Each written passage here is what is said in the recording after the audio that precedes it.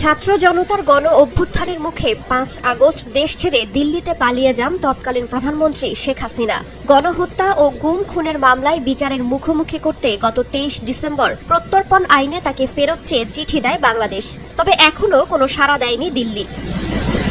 মঙ্গলবার আওয়ামী লীগের শাসনামলে গুম ও জুলাই অভ্যুত্থানে গণহত্যায় জড়িত অভিযোগে শেখ হাসিনা সহ ৯৭ জনের পাসপোর্ট বাতিল করেছে অন্তর্বর্তী সরকার। এর মধ্যেই জানা গেল শেখ হাসিনার ভিসার মেয়াদ বাড়িয়েছে ভারত। দেশটির সংবাদ মাধ্যম হিন্দুস্তান টাইমসের প্রতিবেদনে উঠে এসেছে এমন তথ্য।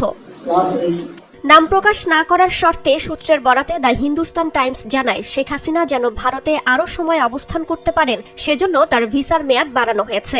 এছাড়া তাকে কোনো ধরনের রাজনৈতিক আশ্রয় দেয়া হয়নি বলেও নিশ্চিত করেছে ওই সূত্র। কেননা ভারতে কাউকে রাজনৈতিক আশ্রয় দেওয়ার সুযোগ নেই। হাসিনার ভিসার মেয়াদ বাড়ানোর কাজটি করেছে ভারতের কেন্দ্রীয় স্বরাষ্ট্র মন্ত্রণালয়, আর পুরো প্রক্রিয়াটি সম্পন্ন করেছে লোকাল ফরেনার্স রিজিওনাল অফিস। এদিকে আনন্দবাজারের প্রতিবেদনও বলা হয়েছে, দিল্লির ফরেন রিজিওনাল রেজিস্ট্রেশন অফিসের মাধ্যমে আবেদন করিয়ে শেখ হাসিনাকে ভারতে বসবাসের বৈধতা দেওয়া হয়েছে। তবে কতদিনের জন্য এই ছাড়পত্র দেওয়া হয়েছে তা এখনো স্পষ্ট নয়। হাসিনাকে বাংলাদেশে ফেরত পাঠানোর প্রশ্ন উঠছে না বলেও ইঙ্গিত দেওয়া হয়েছে প্রতিবেদনে। গত ৫ আগস্ট দেশ ছেড়ে পালানোর পর থেকে শেখ হাসিনা দিল্লির একটি সেফ হাউসে আছেন।